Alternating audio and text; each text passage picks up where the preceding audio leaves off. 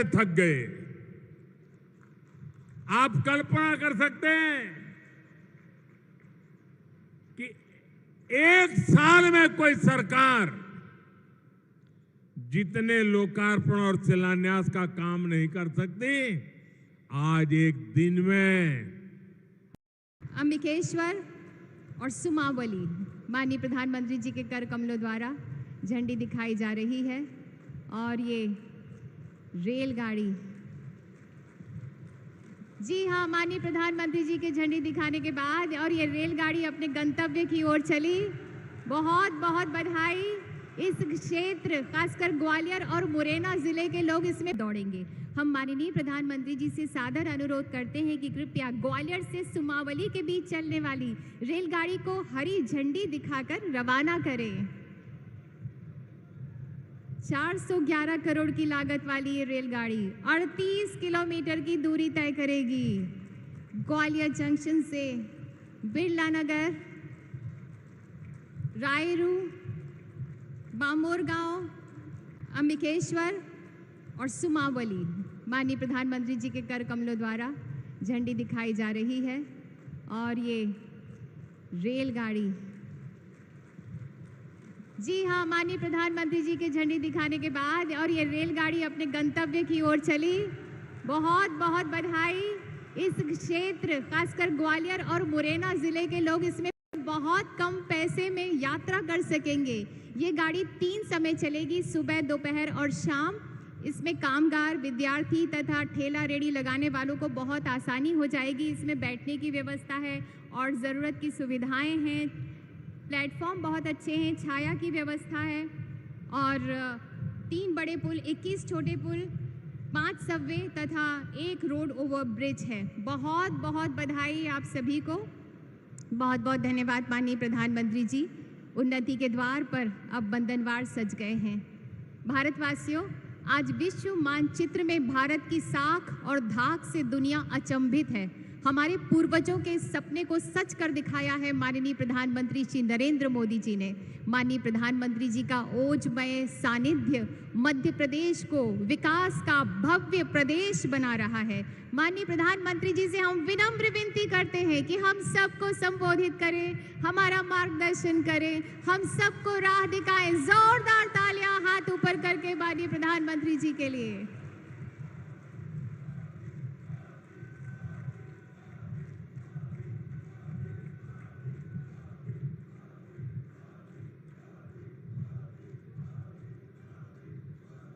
भारत माता की,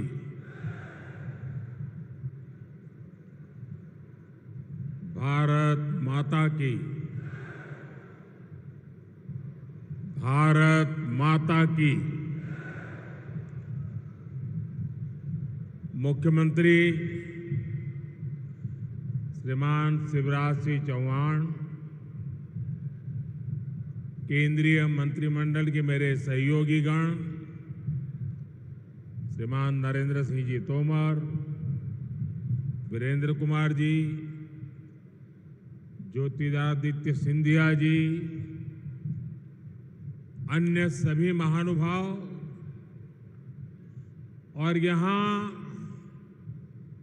इतनी बड़ी तादाद में पधारे हुए मेरे सभी परिवारजनों,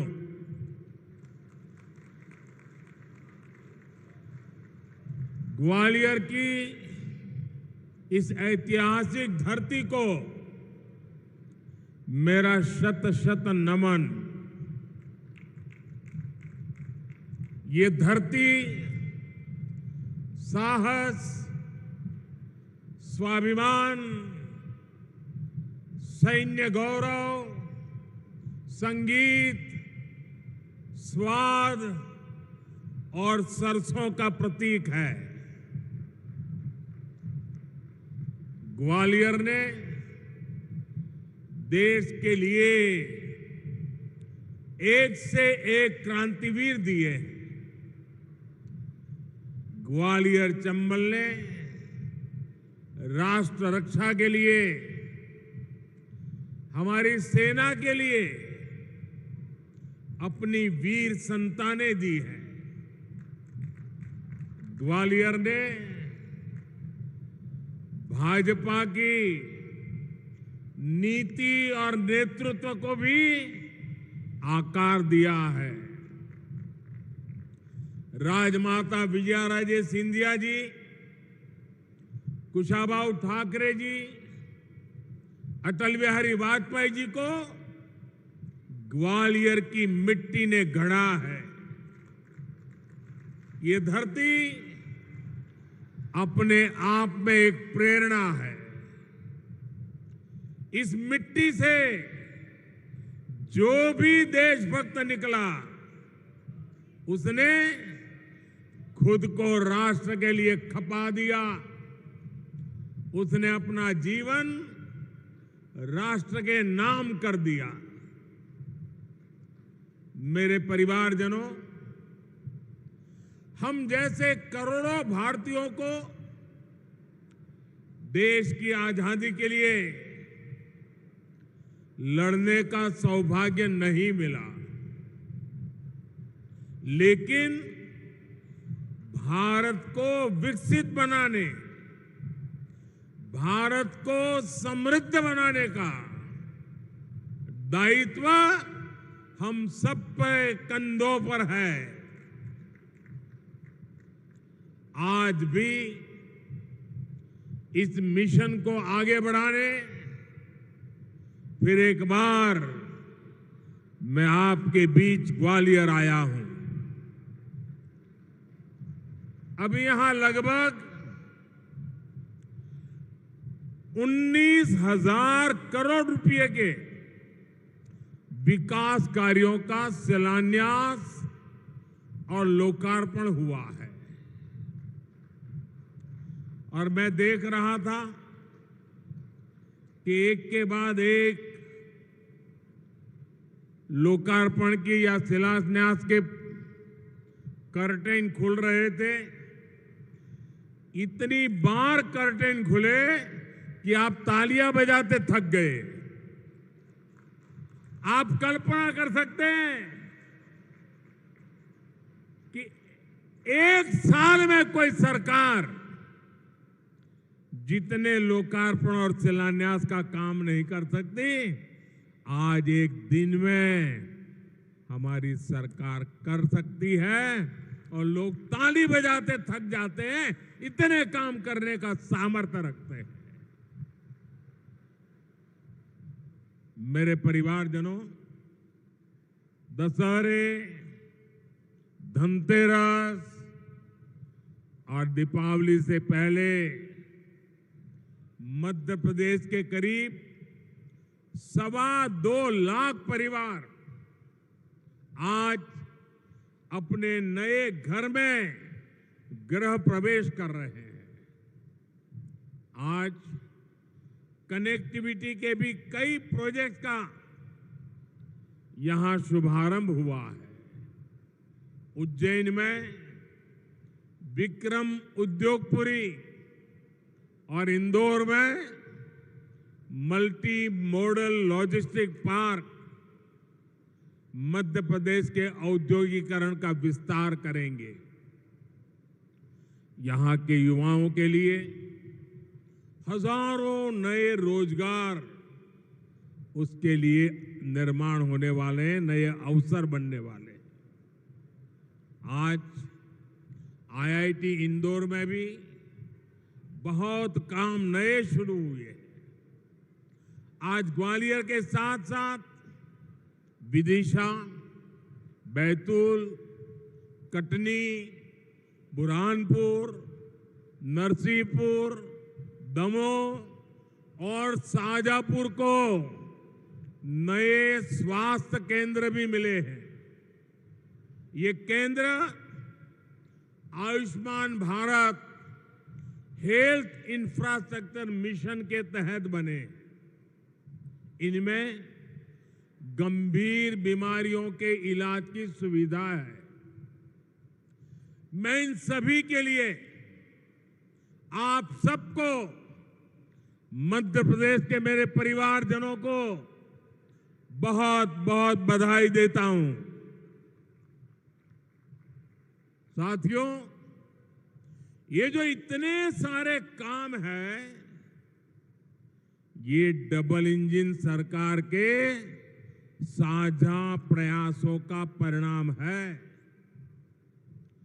जब दिल्ली और भोपाल दोनों जगह समान सोच वाली जनता जनार्दन को समर्पित सरकार होती है, तब ऐसे काम और तेज गति से होते हैं। इसलिए आज मध्य प्रदेश का भरोसा डबल इंजन सरकार पर है।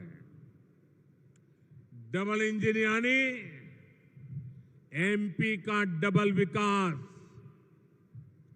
मेरे परिवारजनों, बीते वर्षों में हमारी सरकार मध्य प्रदेश को बीमारू राज्य से देश के टॉप 10 राज्यों में ले आई है। यहां से अब हमारा लक्ष्य मध्य प्रदेश को देश के टॉप 3 राज्यों में ले जाने का है। एमपी टॉप 3 में जाना चाहिए कि नहीं जाना चाहिए? एमपी का स्थान टॉप 3 में होना चाहिए कि नहीं होना चाहिए? बड़े गर्व के साथ 3 तक पहुंचना है कि नहीं पहुंचना है? ये काम कौन कर सकता है? ये काम कौन कर सकता है? ये काम कौन कर सकता है? ये काम कौन कर सकता है? ये गारंटी कौन दे सकता है? ये गारंटी कौन दे सकता है? आपका जवाब गलत है। ये गारंटी एक जिम्मेदार नागरिक के नाते आपका एक वोट मध्य प्रदेश को नंबर 3 पर ले जा सकता है जी। डबल इंजन को दिया आपका हर वोट एमपी को टॉप 3 में पहुंचाएगा। मेरे परिवारजनों, एमपी का विकास वो लोग नहीं कर सकते जिनके पास ना तो कोई नई सोच है, न विकास का रोड मैप है। इन लोगों का सिर्फ एक ही काम है, देश की प्रगति से नफरत, भारत की योजनाओं से नफरत। अपनी नफरत में ये देश की उपलब्धियों को भी भूल जाते हैं। आज आप देखिए, पूरी दुनिया भारत का गौरवगान कर रही है। दुनिया में भारत का डंका बज रहा है कि नहीं बज रहा है? बज रहा है कि नहीं बज रहा है? आज दुनिया को भारत में अपना भविष्य दिखता है, लेकिन जो राजनीति में उलझे हुए हैं, कुर्सी के सिवा जिनको कुछ नजर नहीं आते, उन्हें आज दुनिया में हिंदुस्तान का डंका बजना भी अच्छा नहीं लगता है। भारत, सोचिए दोस्तों, 9 वर्षों में 10वें नंबर से 5वें नंबर की आर्थिक ताकत बन गया है। लेकिन ये विकास विरोधी लोग ये सिद्ध करने में जुटे हैं कि ऐसा हुआ ही नहीं है। मोदी ने गारंटी दी है कि अगले कार्यकाल में भारत दुनिया की टॉप 3 इकोनॉमी में एक नाम हमारे हिंदुस्तान का होगा। इससे भी सत्ता भूखे कुछ लोगों के पेट में दर्द हो रहा है। मेरे परिवारजनों, विकास विरोधी लोगों को देश ने 6 दशक दिए थे। 60 साल कोई कम समय नहीं होता है। अगर 9 साल में इतना काम हो सकता है तो 60 साल में कितना हो सकता था। उनके पास भी मौका था, वो नहीं कर पाए। ये उनकी नाकामी है। वो तब भी गरीबों की भावनाओं से खेलते थे, आज भी वही खेल खेल रहे हैं। वो तब भी जात पात के नाम पर समाज को बांटते थे, आज भी वही पाप कर रहे हैं। वो तब भी आकंठ भ्रष्टाचार में डूबे रहते थे और आज तो वो एक से बढ़कर एक घोर भ्रष्टाचारी हो गए हैं। वो तब भी सिर्फ और सिर्फ एक परिवार का गौरवगान करते थे, आज भी वही करने में वो अपना भविष्य देखते हैं। इसलिए उनको देश का गौरवगान पसंद नहीं आता। मेरे परिवारजनों, मोदी ने गरीब, दलित, पिछड़े, आदिवासी परिवारों को पक्के घर की गारंटी दी है।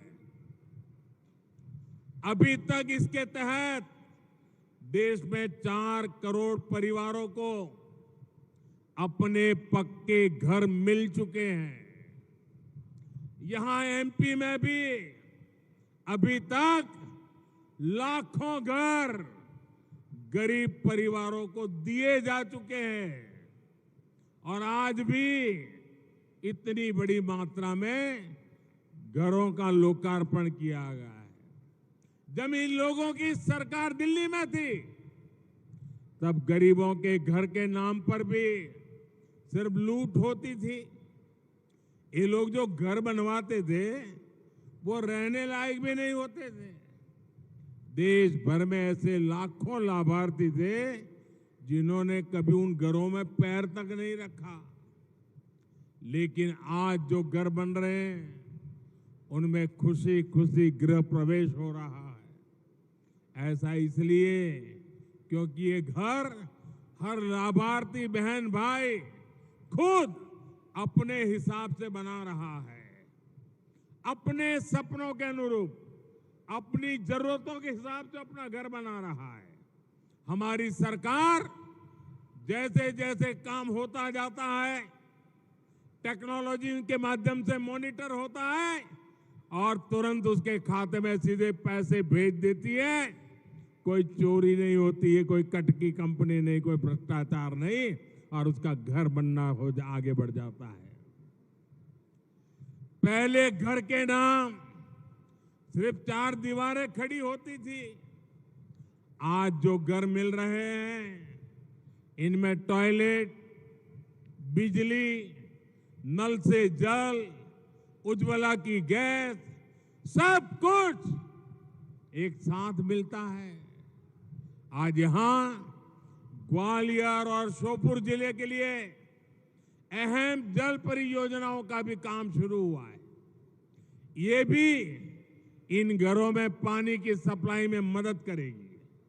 साथियों, इन घरों की लक्ष्मी यानी मेरी माताएं बहनें घर की मालिक हो, ये भी मोदी ने सुनिश्चित किया है। आपको पता है ना कि पीएम आवास योजना के घरों की रजिस्ट्री महिलाओं के नाम भी होती है। पीएम आवास योजना के घरों से करोड़ों बहनें लखपति हुई है। जिनके नाम कोई संपत्ति नहीं थी, उनके नाम पर लाखों के घर रजिस्टर हुए हैं। आज भी जो घर मिले हैं उनमें से ज्यादातर घरों की रजिस्ट्री बहनों के नाम पर है। और भाइयों बहनों, मोदी ने अपनी गारंटी पूरी की है। मैं एक गारंटी आप बहनों से भी चाहता हूं। मैं जरा बहनों से पूछना चाहता हूं, मैंने तो मेरी गारंटी पूरी की, आप एक गारंटी देगी? आप मुझे गारंटी देगी? पक्का देगी? तो मुझे गारंटी चाहिए, घर मिलने के बाद अपने बच्चों को अच्छे से पढ़ाना है, कोई ना कोई कौशल सिखाना है। करोगे?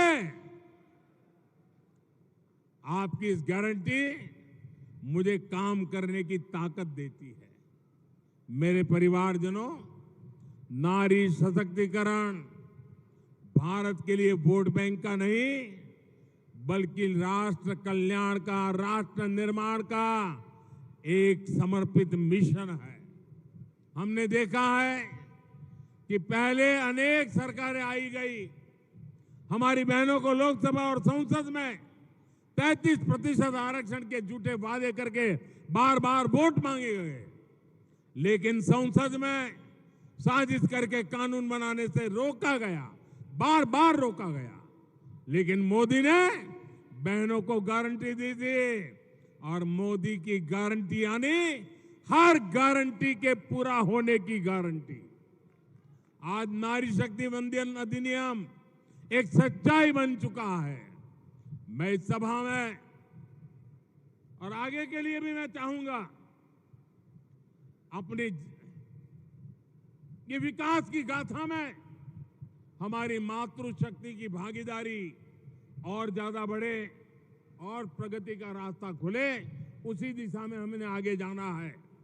भाइयों बहनों, आज विकास की जितनी परियोजनाएं हमने आगू की है, वो सारी हमें ये कानून पास होने से एक ताकत मिलने वाली है। मेरे परिवारजनों, ग्वालियर, चंबल आज अवसरों की भूमि बन रहा है, लेकिन हमेशा स्थिति ऐसी नहीं थी। जो कई कई दशकों तक सरकार में रहे, उसके नेता आज यहां बड़ी बड़ी बातें करते हैं। इनका ट्रैक रिकॉर्ड क्या है? जो हमारे युवा साथी हैं, जो फर्स्ट टाइम वोटर्स हैं, उन्होंने तो अपने पूरे जीवन में सिर्फ भाजपा का सरकार ही देखी है। उन्होंने तो एक प्रगतिशील मध्य प्रदेश देखा है। विरोधी दलों के जो ये बड़बोले नेता हैं, इनको कई दशकों तक मध्य प्रदेश में शासन का मौका मिला था। उनके शासनकाल में ग्वालियर, चंबल में अन्याय और अत्याचार ही फला फूला। उनके शासन में सामाजिक न्याय हाशिए पर था। तब कमजोर की, दलित और पिछड़े की सुनवाई नहीं होती थी। लोग कानून अपने हाथ में लेते थे। सामान्य जन का सड़क पर आना जाना मुश्किल हो गया था। बहुत परिश्रम के हमारी सरकार इस क्षेत्र को आज की स्थिति तक पहुंचा पाई है।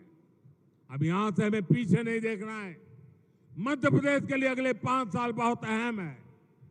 आज देखिए, ग्वालियर में नया एयरपोर्ट टर्मिनल बन रहा है, एलिवेटेड रोड बन रही है, जहां 1000 बेड का नया अस्पताल बना है, नया बस अड्डा, आधुनिक रेलवे स्टेशन, नए स्कूल, कॉलेज, एक के बाद एक पूरे ग्वालियर की तस्वीर बदल रही है। ऐसे ही हमें पूरे मध्य प्रदेश की तस्वीर बदलनी है, और इसलिए यहां डबल इंजन की सरकार जरूरी है।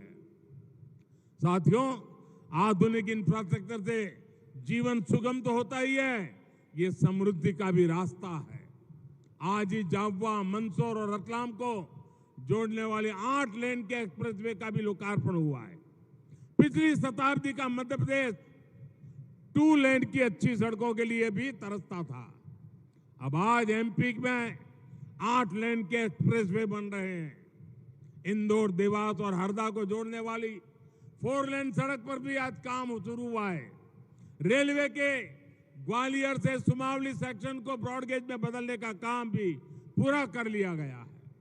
अभी इस पर पहली ट्रेन को हरी झंडी भी दिखाई गई है। कनेक्टिविटी के इन सभी कार्यों से क्षेत्र को बहुत बड़ा लाभ होने वाला है। साथियों, आधुनिक इंफ्रास्ट्रक्चर और अच्छी कानून व्यवस्था से किसान हो या फिर उद्योग, व्यापार, कारोबार, सब फलते फूलते हैं। जहां विकास विरोधियों की सरकार आती है वहां ये दोनों सिस्टम चरमरा जाते हैं। आप राजस्थान में देखिए, सरेआम गले काटे जाते हैं और वहां की सरकार देखती रहती है। ये विकास विरोधी लोग जहां जाते हैं वहां तुष्टीकरण भी आता है। इससे गुंडे, अपराधी, दंगाई और भ्रष्टाचारी बेलगाम हो जाते हैं। महिलाओं पर, दलित, पिछड़े, आदिवासियों पर अत्याचार बढ़ते हैं। बीते सालों में इन विकास विरोधियों के राज्यों में क्राइम और करप्शन सबसे अधिक बढ़ा है। मध्य प्रदेश को इसलिए इन लोगों से बहुत सावधान रहना है। मेरे परिवारजनों, हमारी सरकार हर वर्ग, हर क्षेत्र तक विकास पहुंचाने के लिए समर्पित है। जिनको किसी ने नहीं पूछा उनको मोदी पूछता है, मोदी पूजता है। मैं आपसे जानना चाहता हूं, क्या 2014 से पहले किसी ने दिव्यांग शब्द सुना था? जो शारीरिक रूप से किसी चुनौती से घिरे रहते थे, उन्हें पहलों की सरकारों द्वारा ऐसे ही बेसहारा छोड़ दिया गया था। ये हमारी सरकार है जिसने दिव्यांगजनों की चिंता की, उनके लिए आधुनिक उपकरण मुहैया कराए, उनके लिए कॉमन साइन लैंग्वेज विकसित करवाई। आज यहां ग्वालियर में दिव्यांग साथियों के लिए नए स्पोर्ट्स सेंटर का उद्घाटन हुआ है। इससे देश में एक बड़े स्पोर्ट्स हब के रूप में ग्वालियर की पहचान और सशक्त होगी। और साथियों, मेरी बात पे विश्वास करना, दुनिया के अंदर खेल की चर्चा होगी, दिव्यांग जनों के खेल की चर्चा होगी, ग्वालियर का नाम रोशन होने वाला है। लिख लीजिए। और इसलिए मैं कहता हूं, जिनको किसी ने नहीं पूछा उनको मोदी पूछता है, उनको मोदी पूजता है। इतने सालों तक देश के छोटे किसानों को किसी ने नहीं पूछा। इन छोटे किसानों को मोदी ने पूछा, उनकी चिंता की। पीएम किसान सम्मान निधि के माध्यम से देश के हर छोटे किसान के खाते में अब तक 28,000 रुपये हमारी सरकार ने भेजे हैं। हमारे देश में 2.5 करोड़ छोटे किसान ऐसे हैं जो मोटा अनाज उगाते हैं। मोटा अनाज उगाने वाले छोटे किसानों की भी पहले किसी ने चिंता नहीं की। ये हमारी सरकार है जिसने मोटे अनाज को श्री अन्न की पहचान दी है, उसे दुनिया भर के बाजारों में ले जा रही है। साथियों, हमारी सरकार की इसी भावना का एक और बड़ा प्रमाण पीएम विश्वकर्मा योजना है। हमारे कुम्हार भाई बहन, लोहार भाई बहन, सुतार भाई बहन, सुनार भाई बहन, मालाकार भाई बहन, दर्जी भाई बहन, धोबी भाई बहन, जूते बनाने वाले भाई बहन, बाल काटने वाले भाई बहन, ऐसे काम करने वाले लोगों के लिए अनेक साथी हमारे जीवन के महत्वपूर्ण स्तंभ रहे। इनके बिना जीवन की कल्पना भी असंभव है। इनकी सोच आजादी के इतने दशकों बाद हमारी सरकार ने ली। ये साथी समाज में पीछे रह गए थे, अब इनको आगे लाने का बहुत बड़ा अभियान मोदी ने चलाया है।